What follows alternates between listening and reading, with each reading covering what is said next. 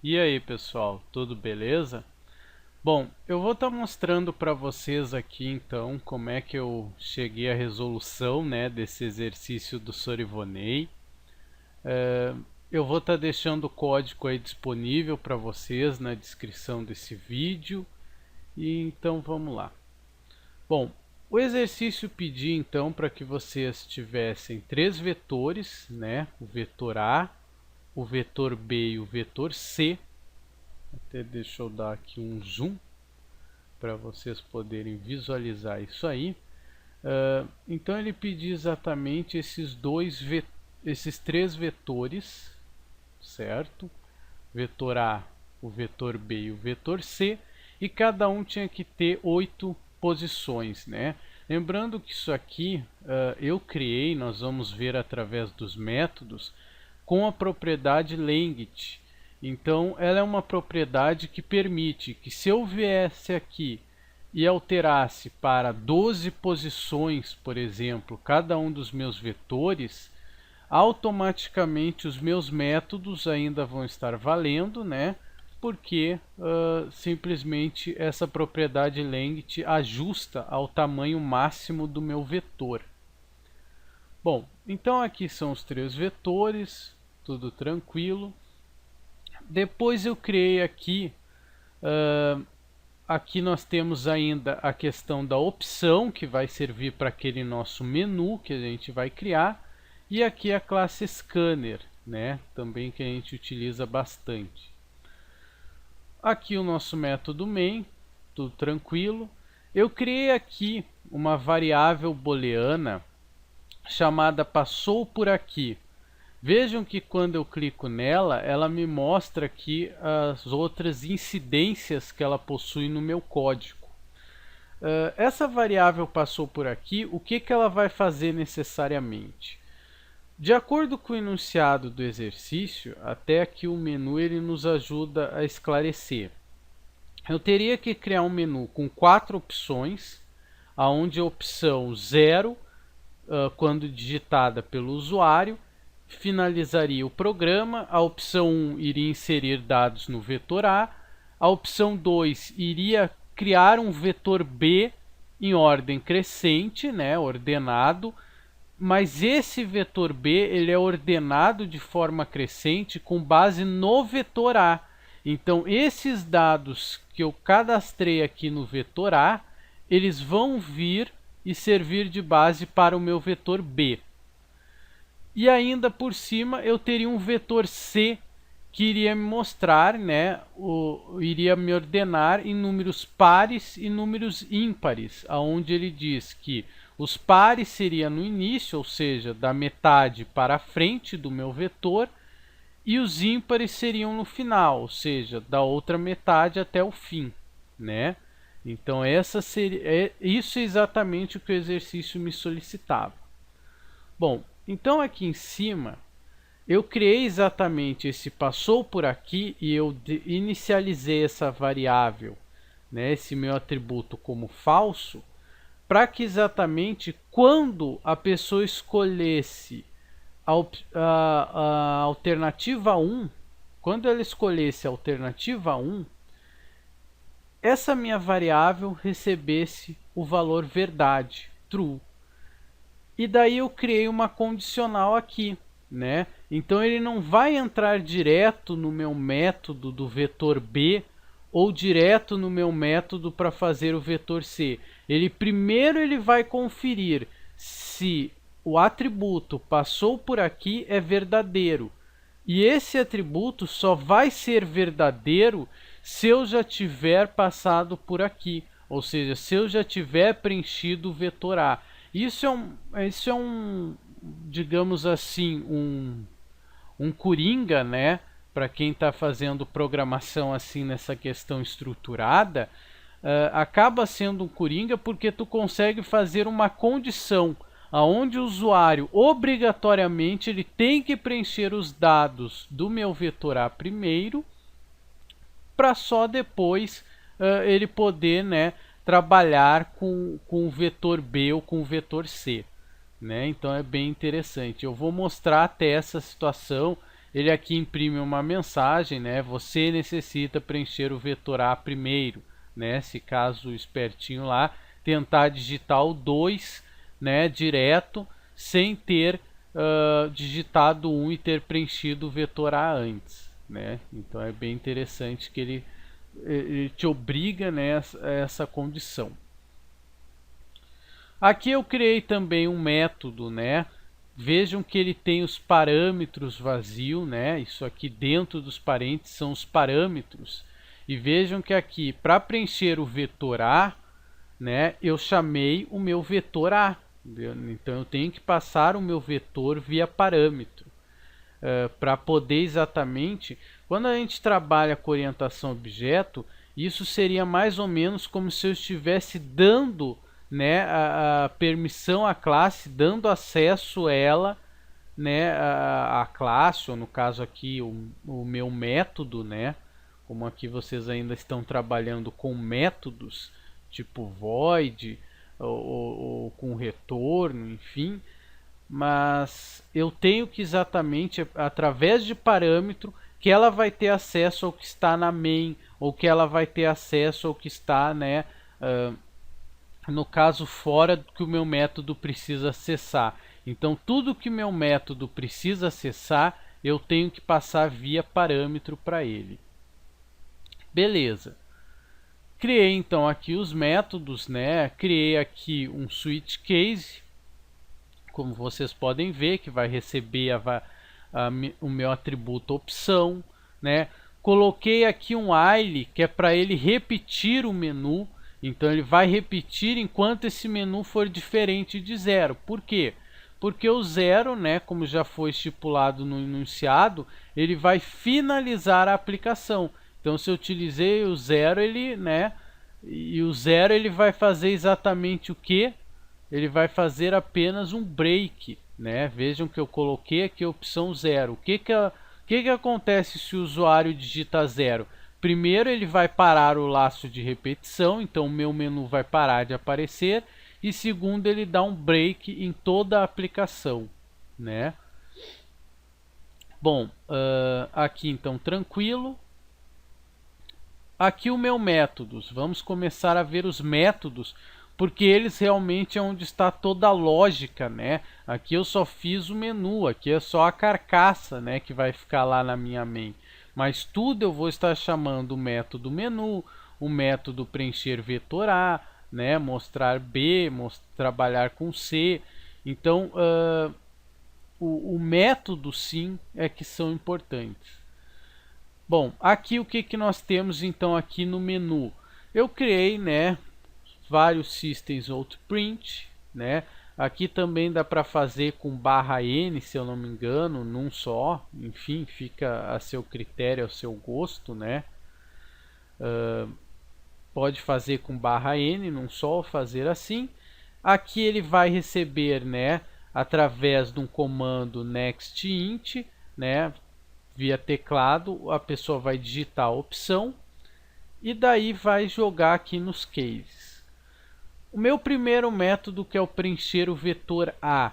Esse preencher o vetor A eu modifiquei, eu tinha mandado para vocês, acho que foi sexta-feira, uma forma dele, só que primeiro que estava muito bagunçado esse código, né, esse método em especial, e segundo ponto é que ele simplesmente, o que ele fazia, vamos aqui fazer uma simulação. Eu acho que essa parte é importante até nós darmos uma atenção diferenciada aqui, para que vocês possam até entender o que eu estou querendo representar aqui, dizer.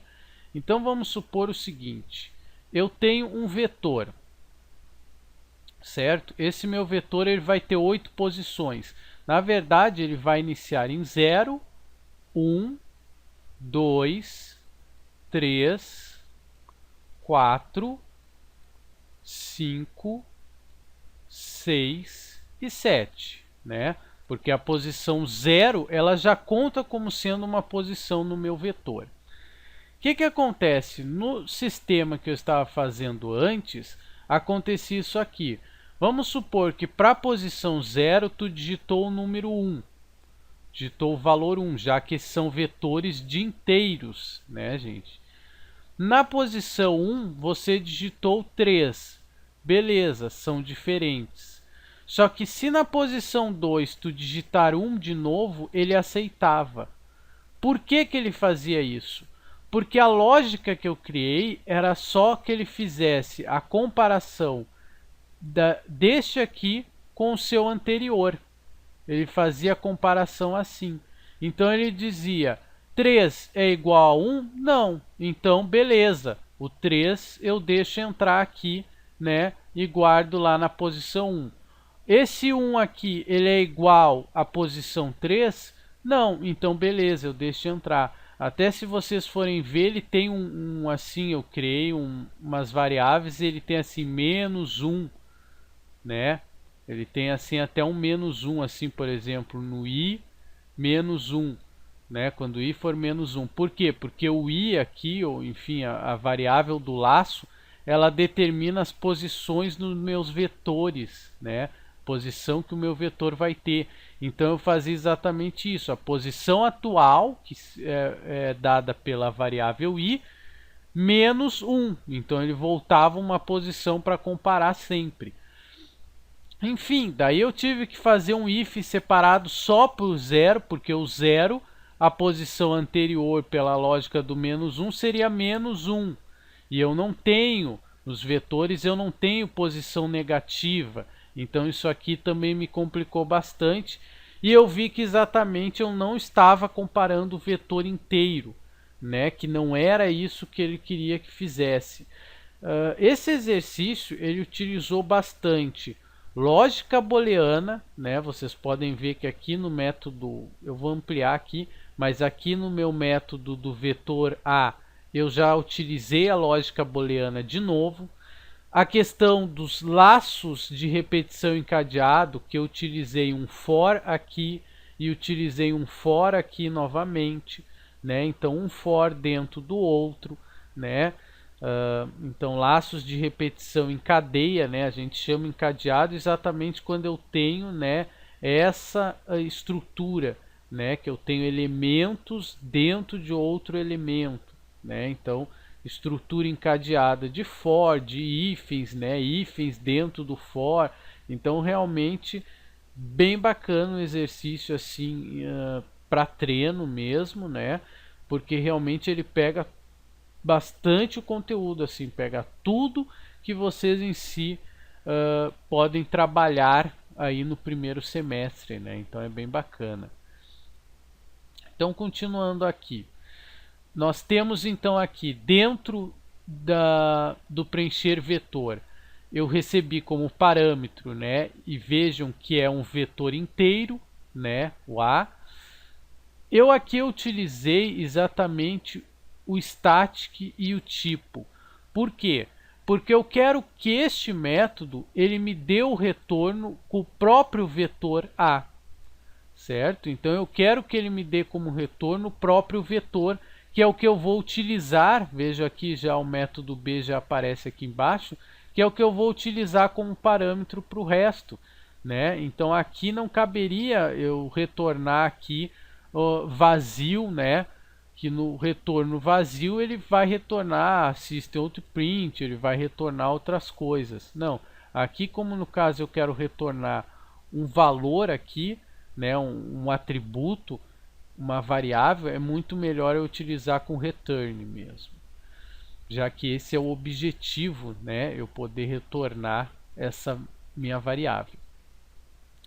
Daí depois aqui eu criei este booleano, né, que eu chamei de encontrou igual, que podem ver aqui, eu já clico, ele já mostra que o que ele vai fazer. Então eu vou percorrer o meu vetor. Vejam que eu utilizei o length, né, para tornar dinâmico.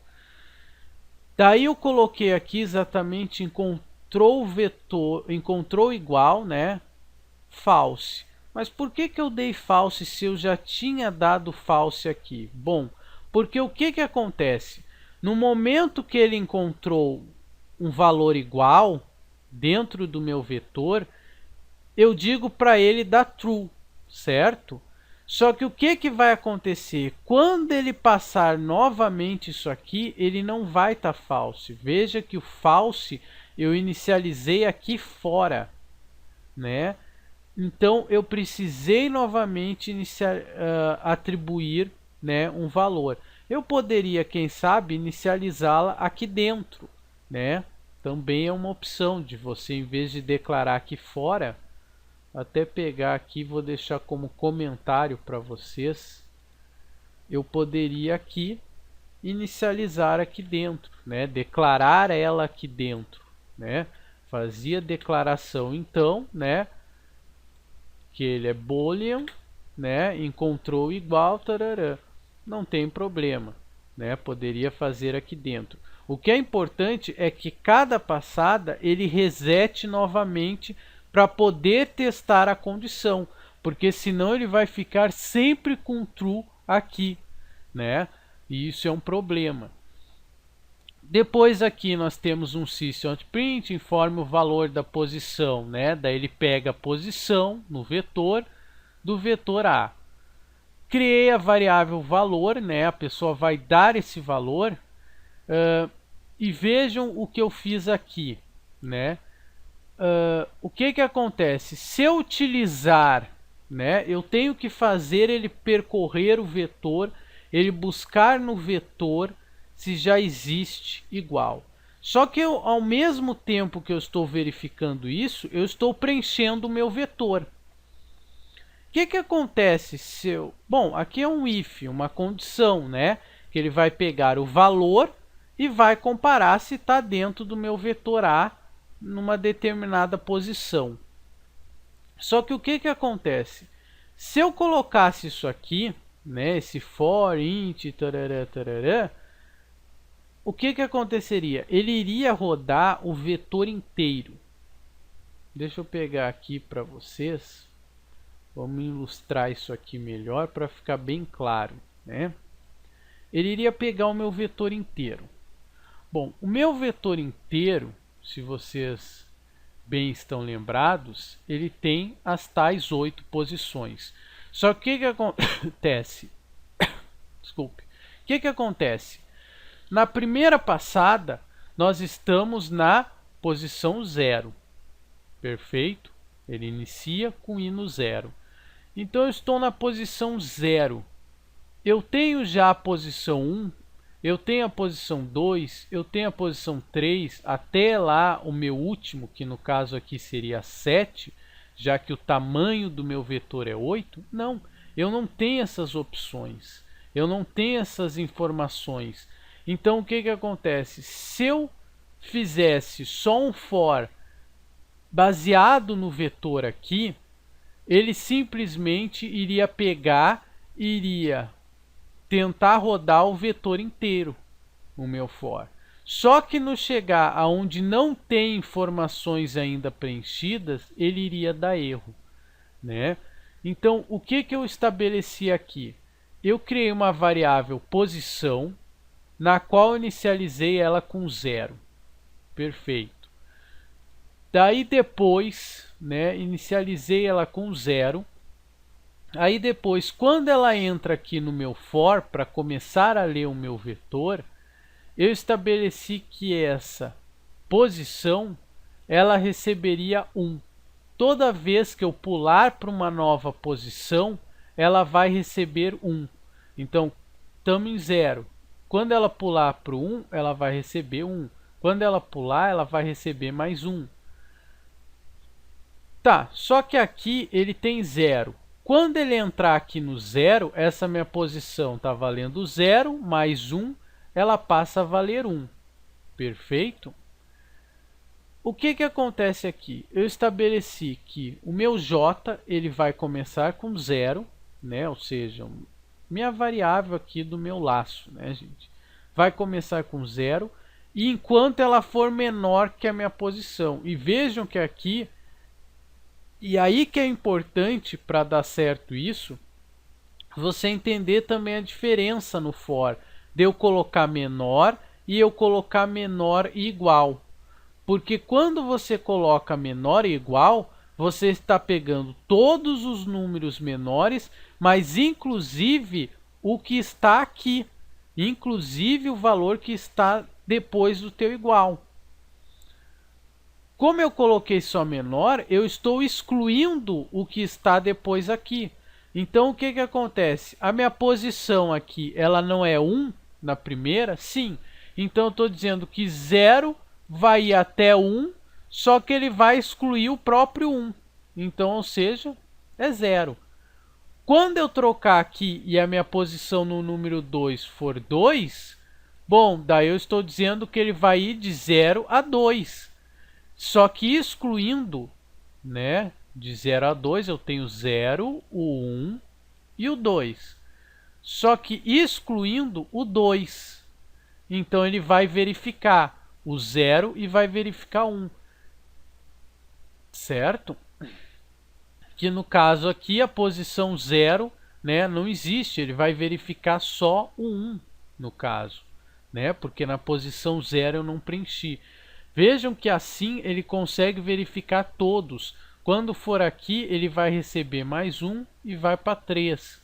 E assim ele vai verificando. Bom, no 3 eu tenho 1, eu tenho 2, né? Aqui no 4 eu tenho os anteriores. Então, através disso, né? E vejam que ele vai fazendo o incremento, né? Então, eu consigo exatamente... Por exemplo, se a posição aqui fosse essa aqui, ele vai incrementando, ele vai passar. Essa aqui é igual, né? Ele vai testar essa condição aqui em cada uma dessas situações. Então, em cada uma dessas situações, o valor é igual ao que está dentro do vetor, né? O valor é igual ao que está dentro no vetor aqui, nessa posição. Não, vamos para a próxima. Nessa aqui, o valor é igual ao que está nessa posição aqui? Não, então vamos para a próxima. Nesta aqui é igual? Ah, é, então, opa, daí se é, né? Daí eu fiz aqui uma condição. Se encontrei for true, né? Se encontrei for verdadeiro, né? Então, se ele tiver o true aqui, o que que ele vai me dizer? Os valores no vetor A não podem ser igual, então você não pode preencher valores iguais. Aqui eu dei um system.out.print vazio, que é só para ele pular uma linha e não ficar grudado nessa frase com o resto. E aqui também é importante, né, gente? Eu criei um i que vai receber i-1. Por quê? Porque o meu for ele vai somando de 1 em 1. Então, o meu vetor vai de 1 em 1, né? Ele vai incrementando. Se eu tenho um valor igual, por exemplo, aqui na posição 2, né? Aqui seria 1, aqui seria 0. Se na posição 2 eu tenho valor igual e eu estou incrementando de 1 em 1, eu tenho que fazer algo para que ele decremente de 1 em 1. Porque senão ele vai exatamente incluir este valor que eu vou preencher lá em cima, ele vai colocar no vetor 3, entende? Ele vai saltar este aqui, ele vai dizer, olha, não é igual, mas eu não vou voltar para tu editar, né? Mais ou menos como se fosse assim, então não serve para nada isso, né? Eu quero exatamente que ele volte e edite na posição 2 o valor. Então, para isso, eu tenho exatamente que quebrar. Aqui, exatamente, eu faço uma quebra deste meu for aqui. Eu faço, opa, retrocede, né? Tu foi por 3, eu quero que tu decremente 1 e retrocede por 2. Tu está no 4, eu quero que tu retroceda por 3, né? Então, aqui eu faço exatamente uma lógica para quebrar, né? E o else... Bom, se não são iguais, se não são iguais, se não foi verdadeiro o valor do meu booleano, então ele foi falso. Se ele foi falso e este valor que eu dei, por exemplo, aqui no 2, ele não repetiu no 1 e não repetiu na posição 0, bom, então eu posso guardar dentro do meu vetor. E é isso que eu faço. Vejam então que eu só guardo no meu vetor no momento que ele não for igual, que eu tiver uma situação de else aqui. Porque até lá eu vou exatamente estar sempre comparando. Vejam que esse valor ele não é o vetor, gente. Né? O valor aqui ele não é o vetor, ele é apenas uma variável auxiliar, como vocês queiram chamar, que exatamente ele vai recebendo o valor que eu estou digitando na hora, né? E daí depois da comparação é que eu vou atribuir. Então, ou seja, só depois que eu fizer a comparação aqui, né? Primeiro ele vai rodar todo o meu as posições que eu já preenchi, aqui não é todo o meu vetor, né? Vejam que esse for ele roda até as posições já inseridas, né? Do que você já inseriu, para conferir que essa nova inserção ela exatamente não é um valor repetido, né, das posições anteriores. E daí sim ele vai ter aqui um if else, né, aonde esse if else ele vai exatamente me dizer, olha, né, se encontrou igual, vai voltar uma posição e tu vai preencher de novo, né? Tu vai fazer de novo aí. Se não, pode inserir lá no meu vetor, né? E depois, né? Vejam que isso aqui está depois, né? Do meu for aqui. Depois eu vou ter um retorno aqui no meu método, né?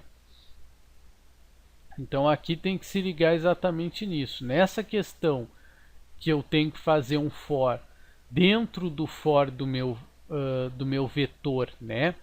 Eu tenho que fazer um for com as posições que eu já inseri, né? Porque não é todo o vetor, até porque ele não tem como pegar o que não, para comparar o que ainda não existe. Se você não inseriu valores, como é que você vai comparar aquilo? Não tem como, né?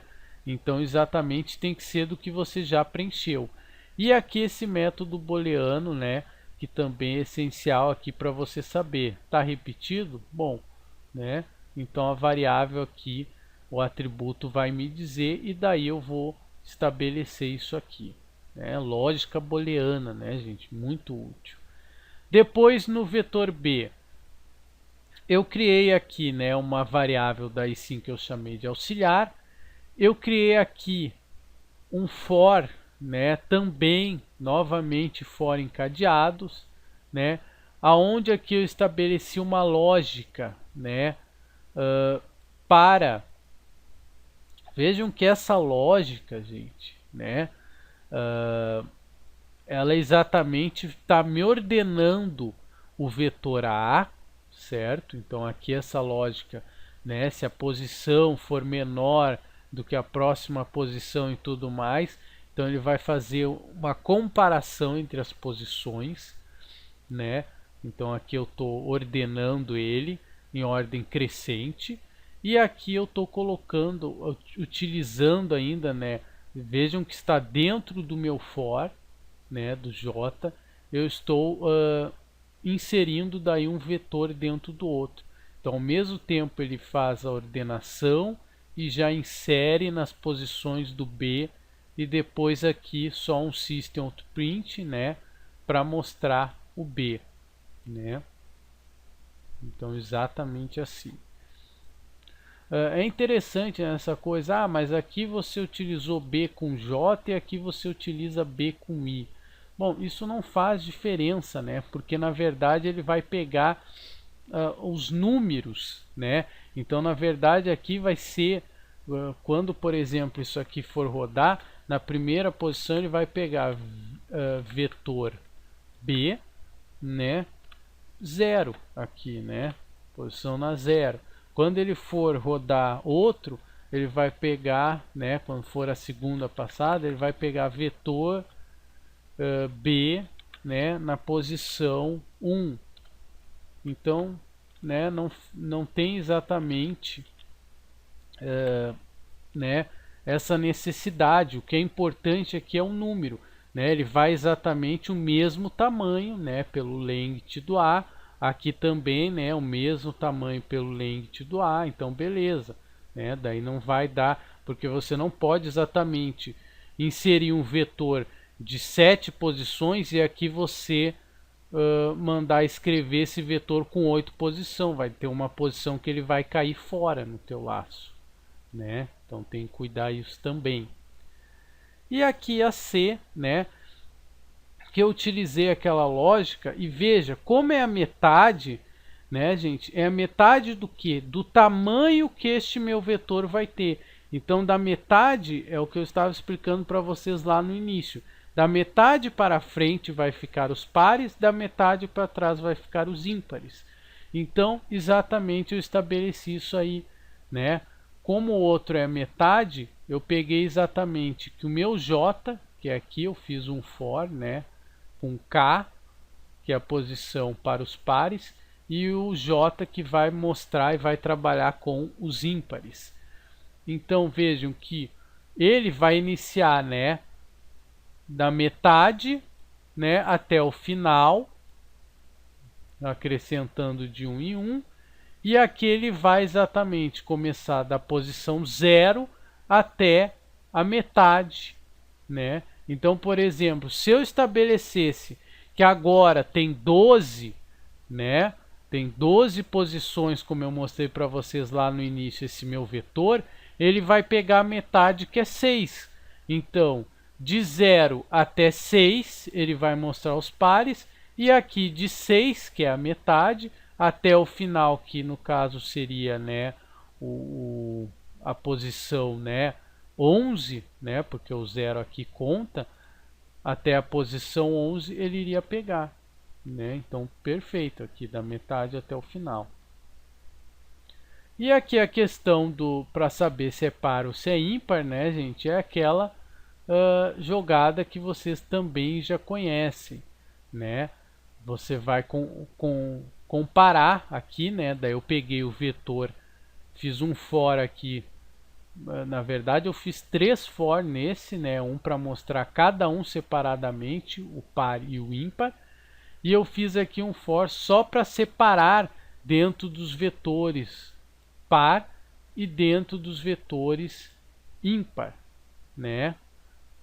Então na verdade é o mesmo vetor C, né? Só que eu criei aqui exatamente, eu particionei, vamos dizer assim, este vetor C em duas partes, né? Mais ou menos o que eu fiz, se eu não me engano, aqui com o B. Não, o B eu não cheguei a fazer isso. Eu acho mais ou menos um pouco com o que eu fiz com o A aqui, que eu dei o J, né? Vejam que na verdade você pode, né, fazer, trabalhar dessa forma, né? E aqui é aquela condição para saber se é par, guarda então, né? Ou se é ímpar, né? Vai guardar aqui nesse outro do J. E aqui é interessante, né? Como é que eu vou fazer para ele incrementando aqui para não ficar na mesma posição, né? Eu poderia fazer aqui um for dentro, mas daí ficaria muito maior. Eu só coloquei aqui um incremento para essa variável. Então, quando ele passar aqui de novo, né, ele vai começar aqui, né, inicializei ela com 0 e eu inicializei aqui com a metade. Daí ele vai receber a metade, por exemplo, aqui naquela situação, na nossa situação aqui do 8, ele vai inicializar com 4, mais 1, 5, mais 1, 6, né, até aqui o final. E aqui a mesma situação, né? Inicializa com 0, 1 e assim vai indo. Perfeito, então. Bem, aqui no final, então, né? Vamos mostrar então isso funcionando aqui, rodando, né? Que eu já fiz aqui uns testes, né? Vamos então colocar para funcionar.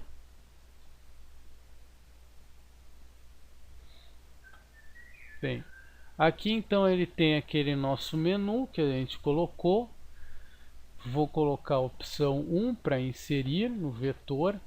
e aqui ele vai passando, né, e vai dando, informe o valor na posição 0, vetor A. Vamos colocar aqui, por exemplo, 9. Vejam que se eu colocar, agora nós estamos na posição 1, se eu colocar o 9 novamente, ele já vai me acusar, ó. Os valores no vetor A não podem ser igual. E vejam que aquele decremento de 1 que eu fiz para a posição I está funcionando, porque ele era para pular para a posição 2, e aqui eu fiz com que ele voltasse para a posição 1, né? Então, perfeito. Daí aqui eu vou colocar outro valor, vou colocar 8. Vejam, ele já entendeu que não é igual, né? Me pulou para a posição 2. Aqui eu vou colocar 7. Aqui eu vou colocar 6.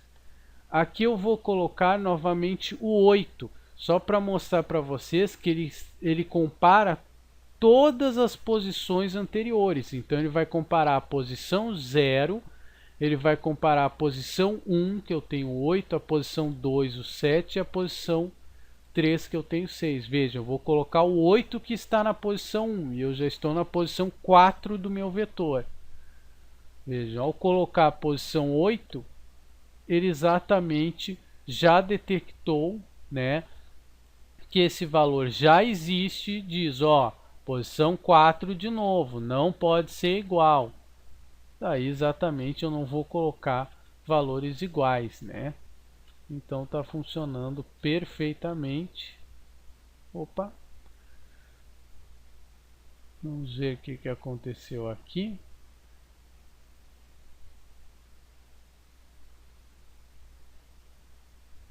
Vamos ver. Bom, pessoal, então eu tinha feito inicialmente, né, o meu código e tinha acabado dando um erro aí, né? O que acontece com esse erro, né, gente? Esse erro é um erro bem simples, bem comum de acontecer, porque o que acontece? Eu determinei para o tamanho dos meus vetores 8, certo? E o que ocorre? Só que a cada vez que eu erro, vejam que a cada vez que acontece o erro aqui, ele volta novamente. E o que acontece? Como eu fiz aqui o i menos menos, né? Isso aí na verdade é a mesma coisa que meu i recebendo i menos 1, né? O que acontece? Eu estou fazendo aqui ele voltar com relação ao i.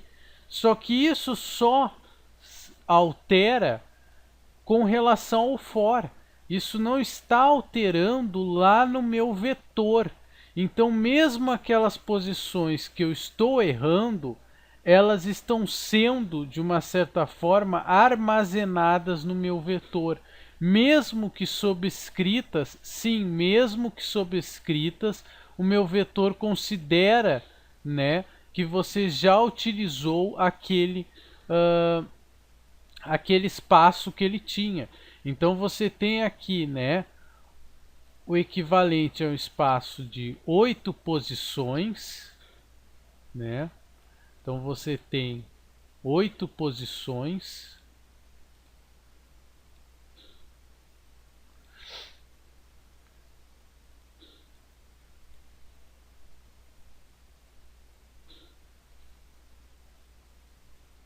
E essas 8 posições, né, gente? Você tem então aqui as 8 posições. E essas 8 posições mesmo, vamos dividir aqui em 1,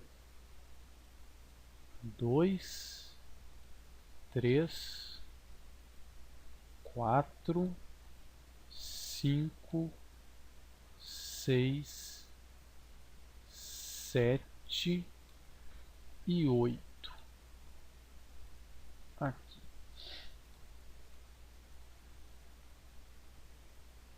Então vejam, eu tenho as minhas 8 posições. O que acontece? Ele vai, né, o meu for ele vai rodando. Quando eu coloco aqui, mesmo que eu coloque errado, vamos supor, eu coloquei aqui na primeira posição o valor 1, daí depois eu coloquei a posição, na outra posição o 2, e aqui eu coloquei o 1 de novo, mesmo que eu faça, né, essa questão aqui do meu i, né, mesmo que eu faça isso aqui, aonde o meu i ele vai retornar, tudo bem, eu estou retornando isso aqui no for, né? Eu estou retornando isso aqui no for, que ele vai pular essa posição, ele vai voltar para cá. Só que com relação ao meu vetor, ele não está pulando, ele está novamente pegando uma nova posição. Então, quando eu reescrevo aqui, eu estou reescrevendo nesta posição subsequente. O que que acontece? O meu for ele fica descompassado, né? Isso aí na verdade eu estou deixando sem o compasso do meu for, porque o meu for ele está trabalhando numa posição, enquanto o meu vetor está trabalhando na outra posição. Então acontece que eles não se completam. E o que que acontece? Com relação a esse descompasso, sempre ele vai me dar erro se o meu for, né, no caso vamos supor aqui o meu for, vou fazer em vermelho, ele está neste compasso aqui, vamos supor. Supor que ele está nesse compasso aqui. E o meu vetor, eu vou fazer em verde, ele está neste outro compasso. Opa, peraí que o verde não pegou. Ele está neste outro compasso.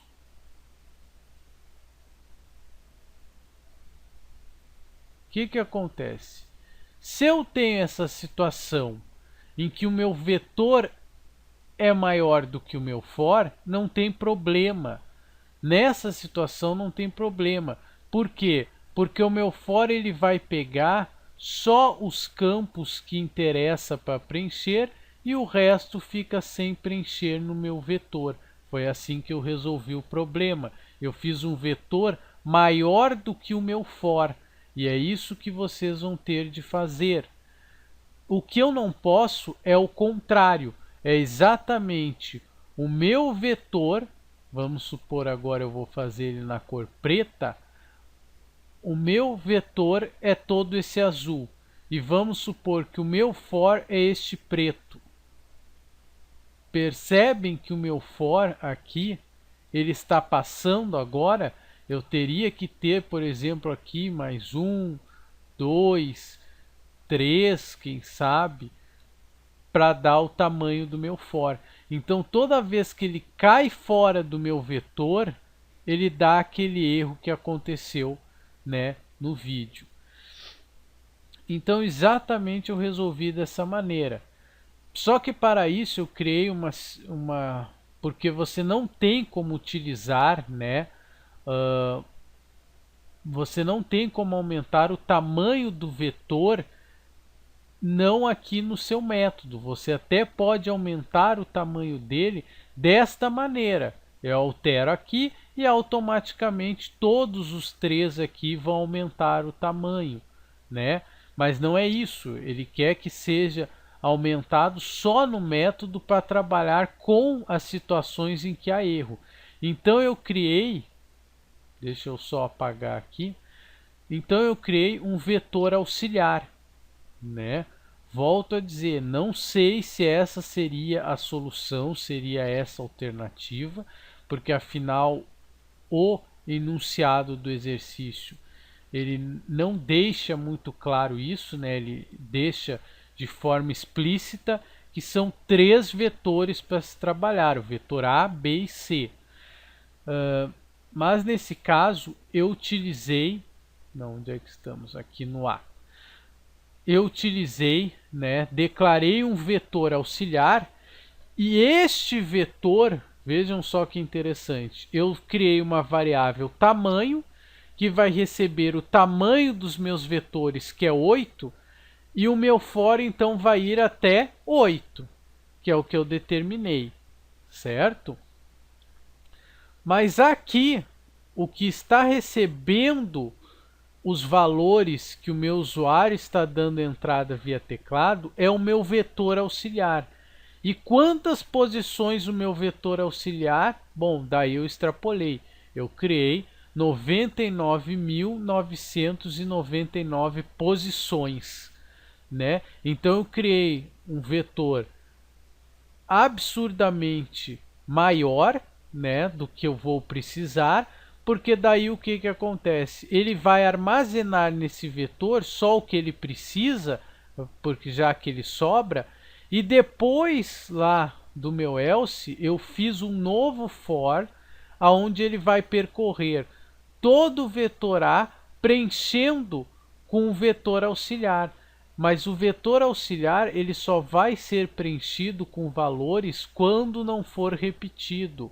Olha só, daí eu coloquei no else onde eu tinha o vetor de A, o vetor auxiliar, e é assim que eu fiz a lógica, né? Daí sim não deu mais aquele problema que eu estava tendo. Então vamos ver aqui, né? Vou mostrar de novo para vocês. Botar aqui para rodar.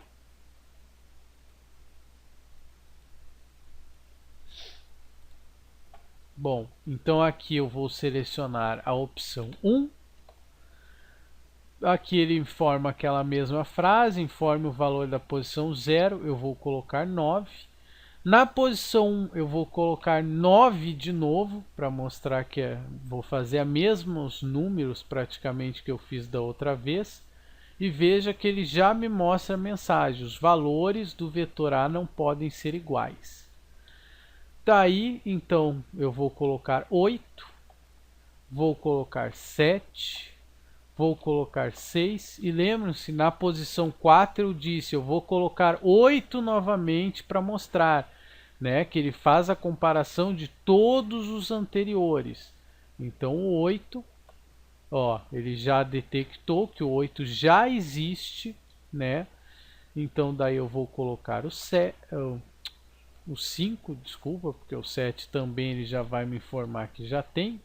Vou colocar o 7 só para mostrar que não importa quantos erros eu faça, ele vai seguir a mensagem. Agora eu vou colocar 5, vou colocar 4, vou colocar 3 e vou colocar 2.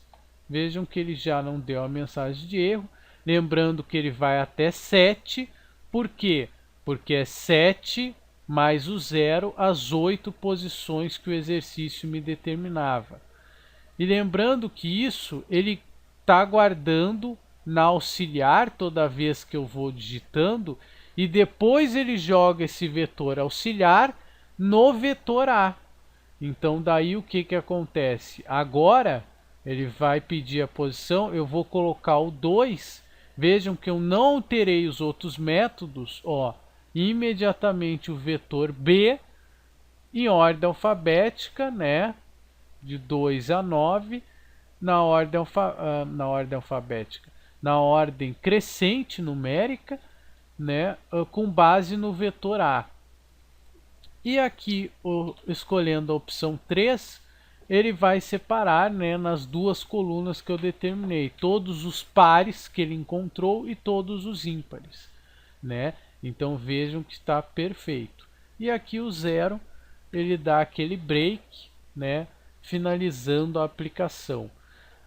Então aqui nessa situação, né, e daí vocês vão ter que consultar com o professor Ivonei, se pode, né, se utilizar, no caso, um vetor auxiliar ainda nessa situação, porque realmente aqui, né, você tem essa questão do problema, né, que você não pode passar, né, a quantidade do tamanho do teu for, ele tem que ser compatível com o tamanho do teu vetor.